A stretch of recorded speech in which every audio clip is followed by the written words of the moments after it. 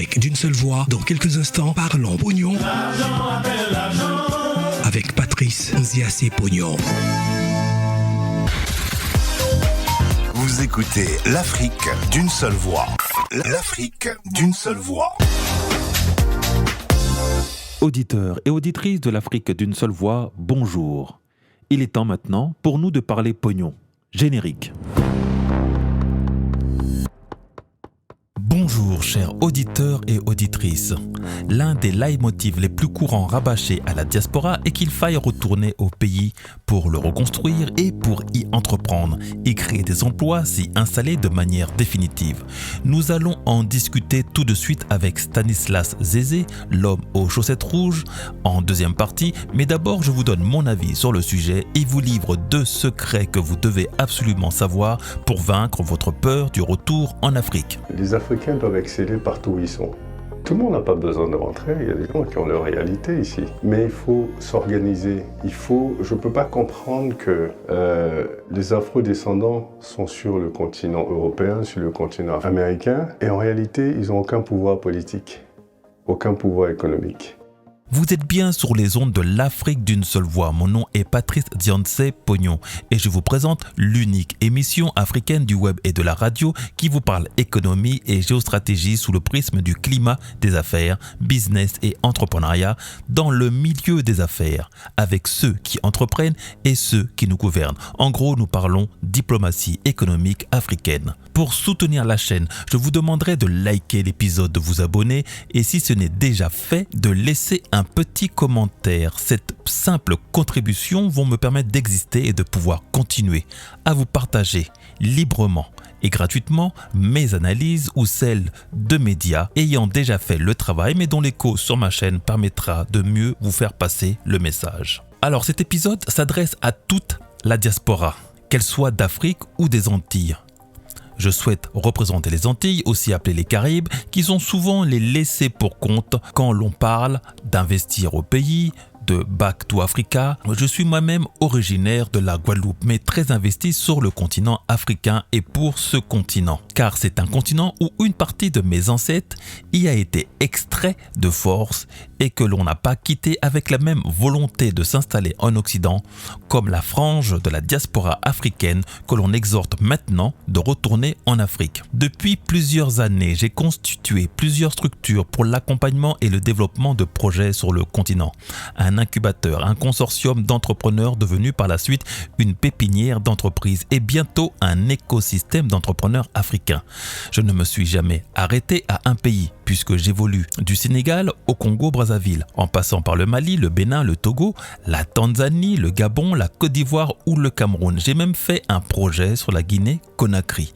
Les problèmes ont toujours été les mêmes. Problème de financement, problème de main-d'œuvre qualifiée, la précipitation et le manque d'organisation, l'impatience, le manque de résultats, de la médiocrité du vol, des accidents et beaucoup de déceptions. Mais toujours de très bons souvenirs et de très belles rencontres et amitiés que j'entretiens jusqu'à ce jour et qui constituent mon carnet d'adresses. Car le réseau de connaissances en Afrique est une chose importante, voire cruciale. L'Afrique et sa dangerosité. Il faut le dire, et je trouve que cela ne l'est pas assez. 2 de mes partenaires ont failli perdre la vie sur le terrain. L'une par une agression au couteau dans un taxi, elle en ressort vivante mais dépouillée de ses outils de travail, ordinateur et téléphone. Et le second, avec qui j'ai monté ma première usine au Congo, toujours au Cameroun, se fait briser les 2 bras et une jambe dans un accident de la circulation, lui en moto face à un chauffard en camion. 6 mois d'immobilisation et maintenant avec un léger handicap à vie, tout ça pour l'amour de l'Afrique. Pour tous les 2, l'on pourrait dire qu'ils avaient qu'à avoir leur chauffeur et cela fait partie d'une des prérogatives du retour. Mieux considérer les risques en termes de sécurité. Le pays est dangereux et hostile, mais toujours agréable et sympathique. Déjà 2 choses que nous faisons mal en retournant au pays. Avoir des ambitions pharaoniques, vouloir voir trop grand quand on n'en a pas les moyens. Et ça, c'est le premier secret que je vous dévoile. On doit commencer par des petites choses qui vont permettre le financement financement de choses plus grandes.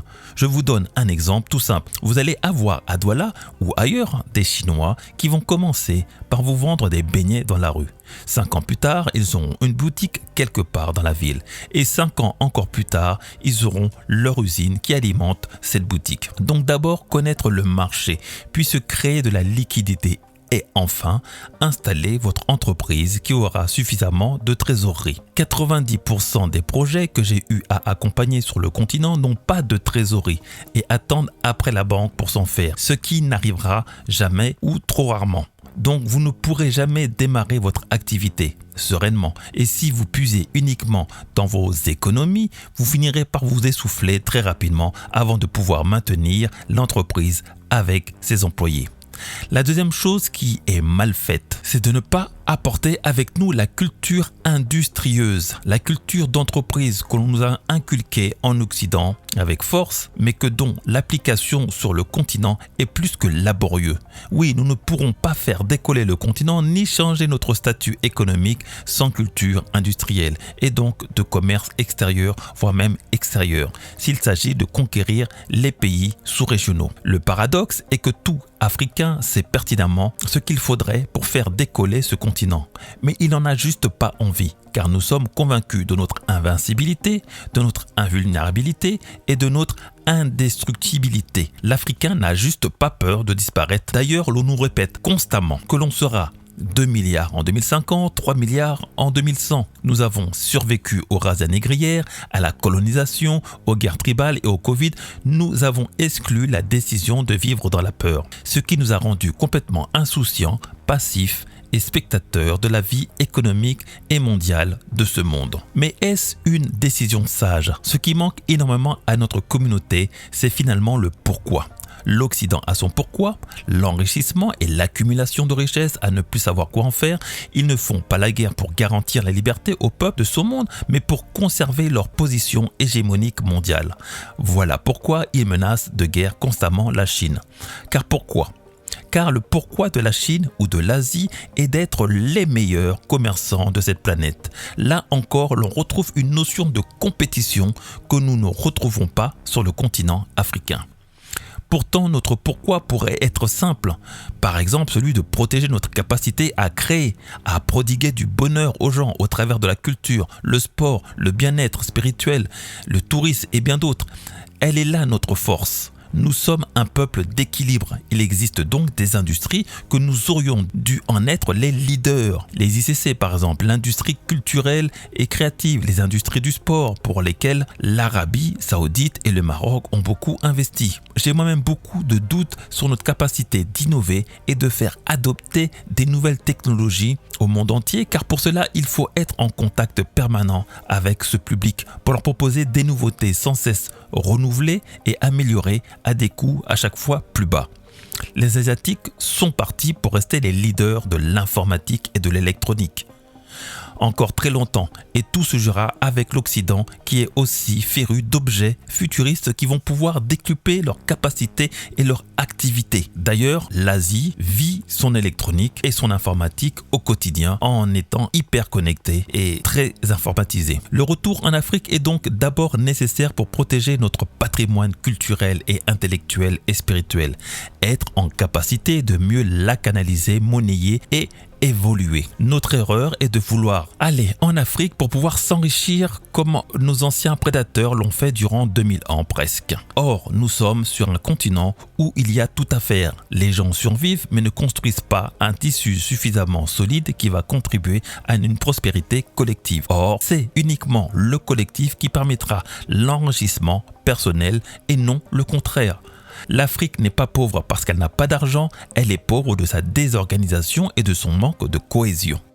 Nous allons donc poursuivre dans cette deuxième partie l'interview effectuée à l'homme aux chaussettes rouges, Stanislas Zézé, que j'ai découvert lors d'un forum business et qui intervient auprès de jeunes cadres africains et afrodescendants lors d'un débat sur le retour en Afrique. Qui est Stanislas Zézé? Selon son Wikipédia, Stanislas Zézé est un entrepreneur ivoirien qui a fondé une entreprise de notation financière. Fils de militaire, il intégrera l'armée américaine durant une année. Après y avoir fait ses études en 2007, il décide de fonder Bloomfield Investment Corporation, une agence de notation financière qui s'appuie sur un panier de devises locales pour évaluer les risques crédits des investisseurs auprès des entreprises. Il est auteur d'un ouvrage biographique où il exprime vouloir transmettre à la jeunesse les expériences tirées de son parcours.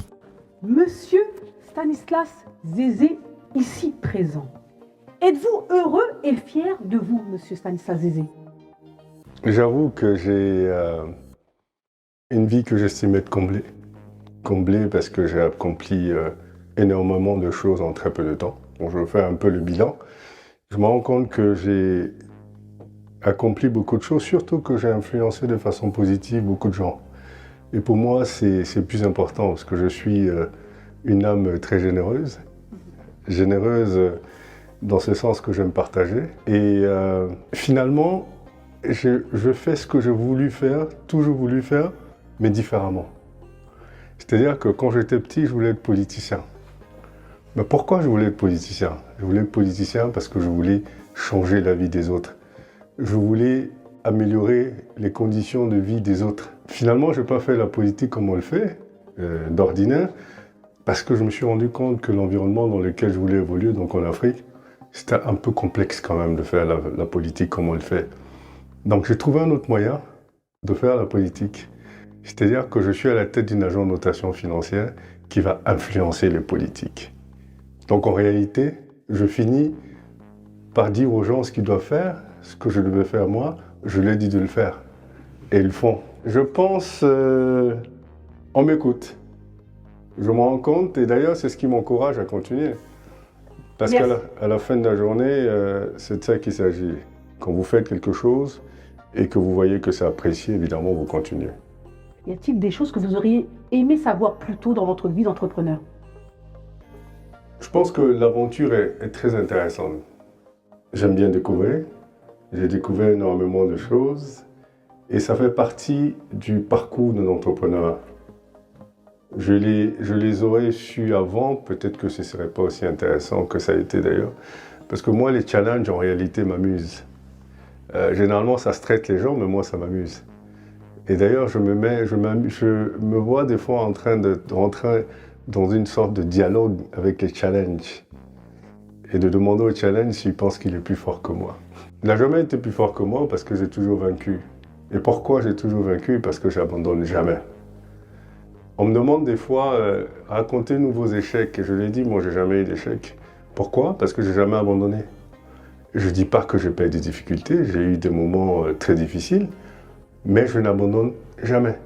Jamais. Quand je dis jamais, c'est jamais. Je vais essayer 10 fois, ben c'est sûr qu'à la 11e fois, je réussirai. Tant que je n'ai pas réussi, je continue à essayer. Et c'est d'ailleurs ce que je conseille à tous les jeunes d'ailleurs qui veulent rentrer dans l'entrepreneuriat. L'échec n'est pas une option. Sinon, rentrez pas dans l'entrepreneuriat.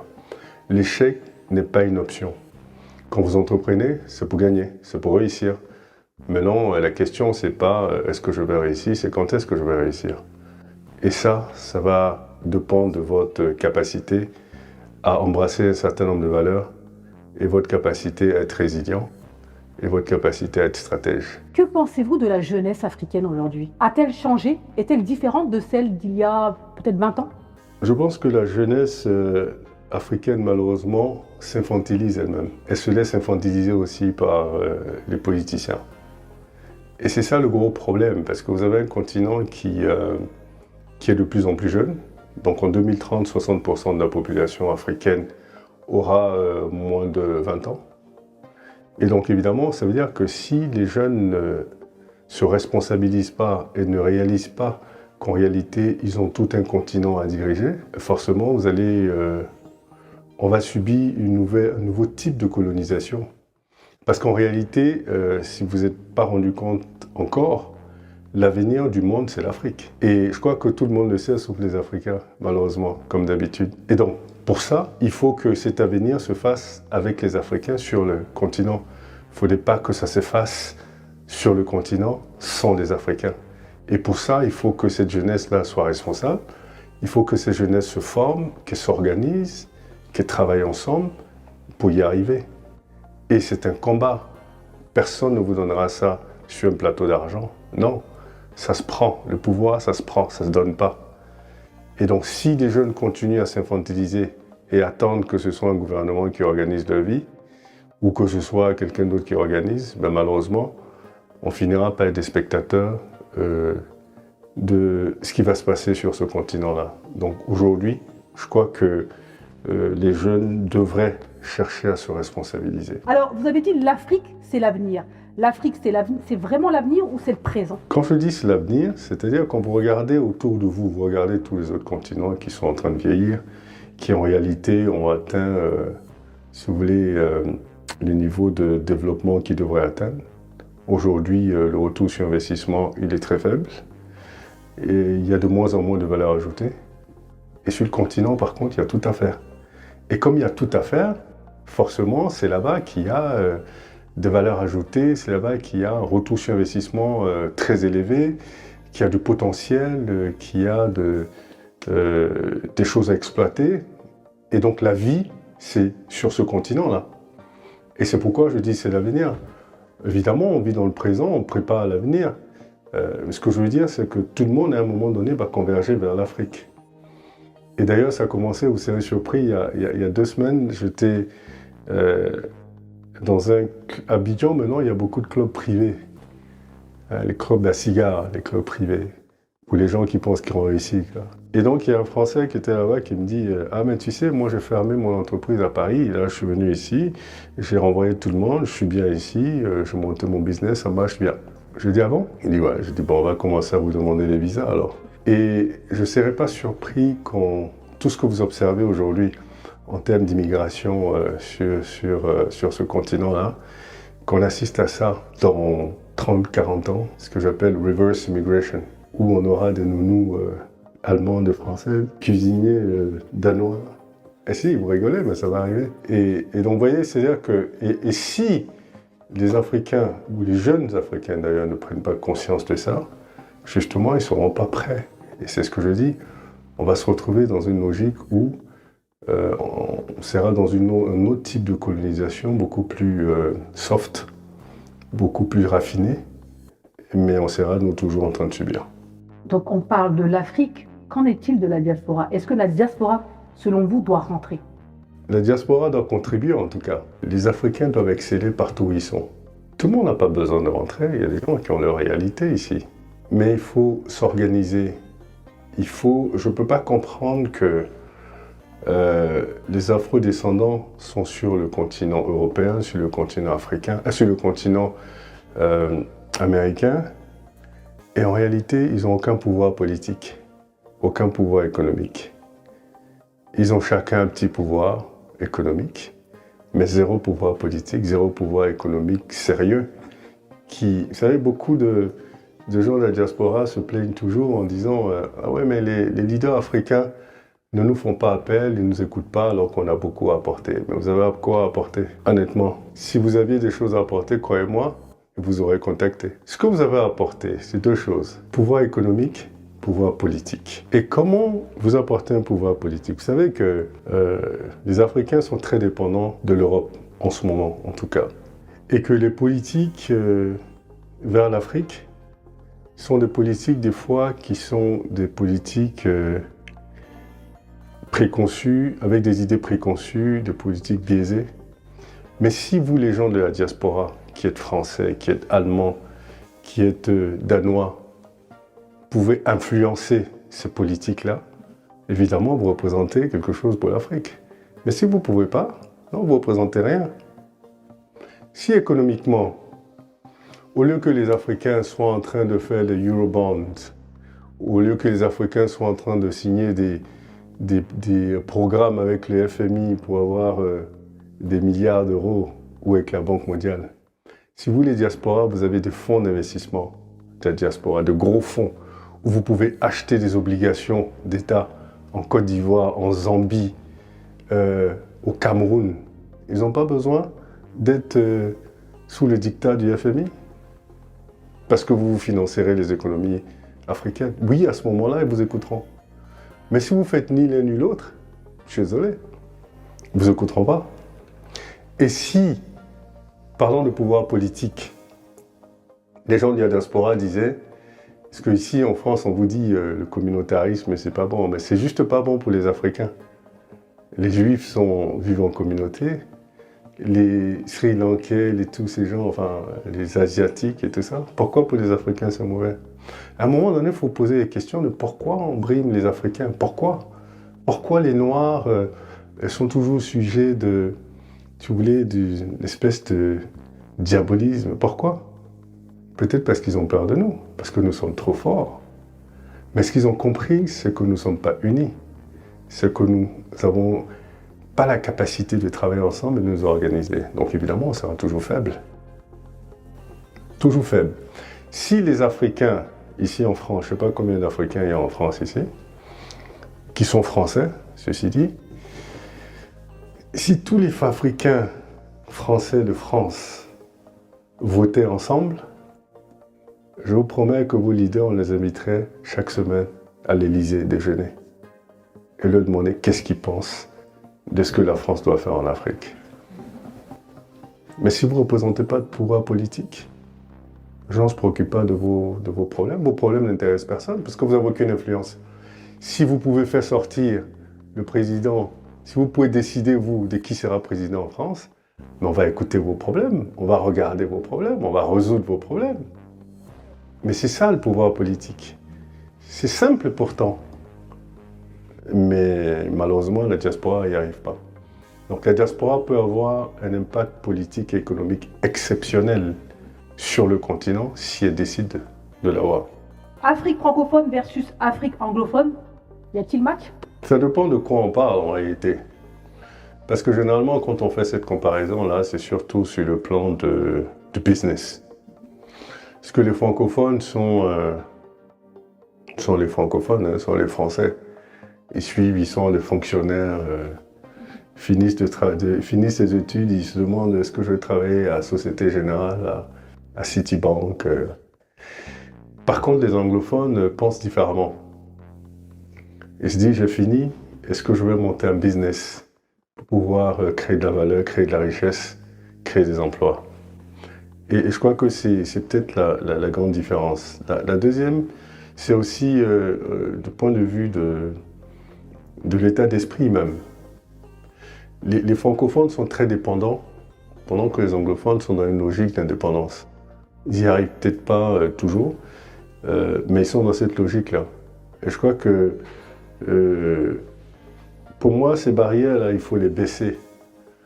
Il faut les baisser, c'est extrêmement important, parce que tout ça, ce sont des barrières qui sont des barrières artificielles qui nous séparent. Quand vous regardez, aujourd'hui, vous avez 54 pays en Afrique. Ok, je vous dis quelques absurdités sur le continent. Vous avez 54 pays. Vous avez, quand vous êtes au Cameroun, vous ne pouvez pas emprunter en Côte d'Ivoire. Vous ne pouvez pas emprunter au Nigeria. Vous ne pouvez pas emprunter au Bénin. Donc, vous avez des marchés des capitaux qui sont cloisonnés. Et donc, c'est pourquoi les pays africains sont obligés d'emprunter à l'extérieur. Imaginez, vous avez un seul marché des capitaux. 54 pays, un seul marché des capitaux. Vous avez une seule monnaie. Quand vous regardez les montants que les pays africains viennent chercher en Europe ou sur les marchés occidentaux, 1 milliard d'euros, 2 milliards, 3 milliards, 4 milliards, c'est rien ça pour un pays. Mais ça, si le Bénin, ou on va dire si le Cameroun doit trouver 4-5 milliards au Cameroun, des investisseurs camerounais, il n'arrivera pas. Par contre, s'il y avait un seul marché commun, un stock market commun aux 54 pays, lever même 10 milliards d'euros, ce serait très très très facile. Donc on a toutes ces barrières là en Afrique. Barrière des visas, par exemple.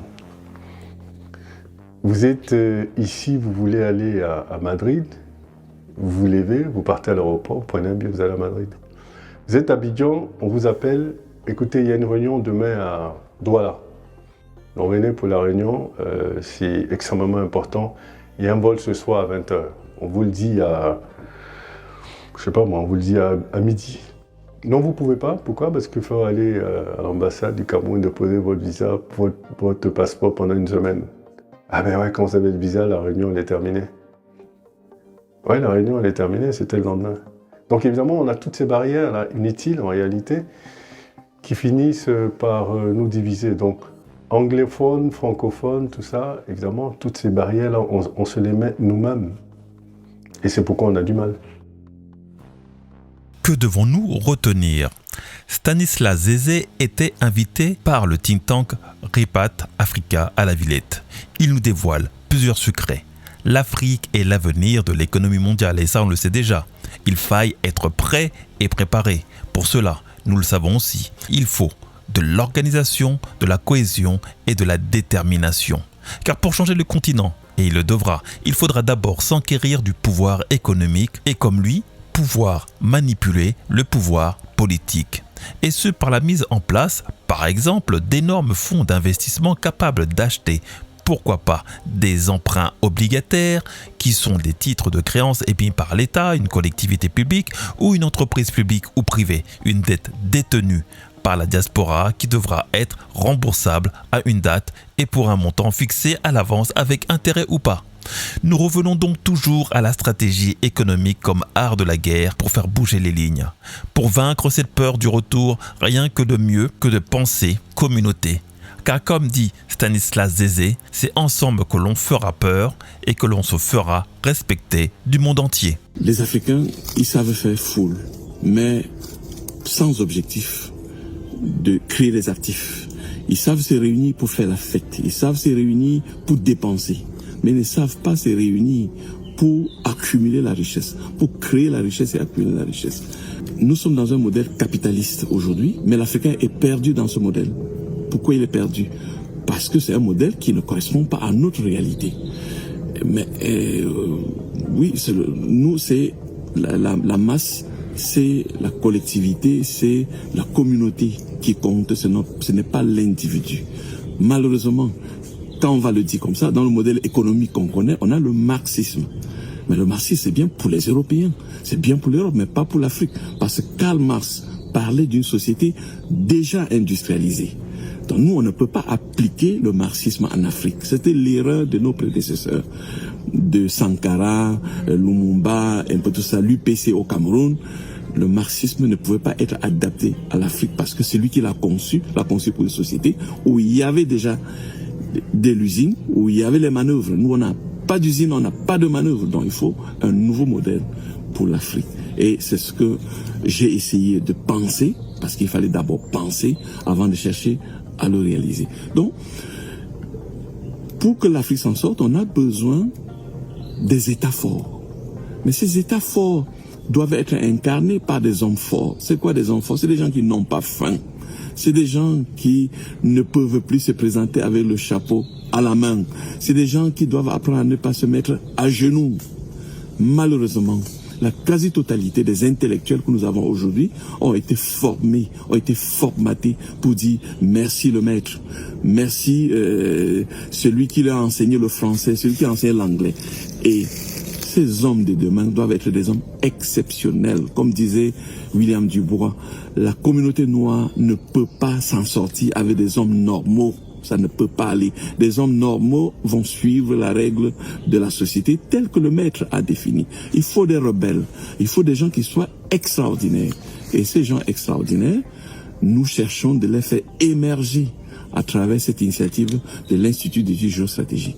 Il est temps pour l'Afrique donc de se mettre sur la selle de la conquête commerciale, économique et pour cela m'est venue une idée. Et si nous percevions la Russie comme un nouveau marché potentiel pour l'Afrique et les Africains ?